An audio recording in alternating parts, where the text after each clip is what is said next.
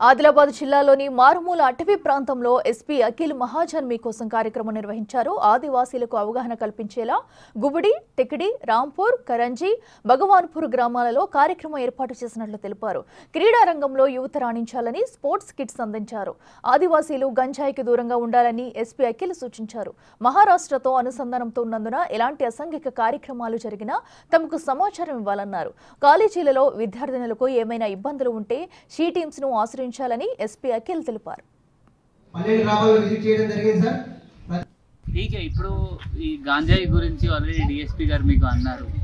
గాంజాయి అంటే చాలా నేరం, పెద్ద నేరం. ఎందుకంటే ఇప్పుడు ఎవరైనా వాళ్ళ చేనుకి పండిస్తే వాళ్ళ జైలు పోతారు, వాళ్ళకి రైతు భరోసా కూడా రాదు. మీరు అర్థం చేసుకోండి. చాలామంది చేస్తారు, కొంత ఎక్కువ డబ్బులు వస్తుంది పెట్టేస్తారు, కపాస్ మధ్యలో పెడతారు, పువ్వు మధ్యలో పెడతారు.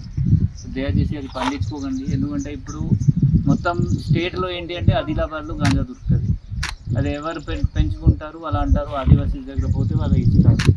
దాంతో ఆదివాసీ పేరు ఖరాబ్ అవుతుంది, మన ఆదిలాబాద్ జిల్లా పేరు ఖరాబ్ అవుతుంది. సో ఈసారి మీరు ఒక ప్రణ్ తీసుకోవాలి, దట్ మీరు ఏం గాంజాయి మీ పొలంలో మీ చేనులో పెట్టుకోకూడదు. ఓకే, నెక్స్ట్ ఇప్పుడు చిన్న పిల్లలు ఉన్నారు, వీళ్ళకి ఏం చేయాలి? బడికి పంపిస్తున్నారా? బడి అంటే తెలుగు అర్థమవుతా? అది అందరికీ అర్థమవుతుందా? కొందరికి. మీకు అర్థమవుతుందా?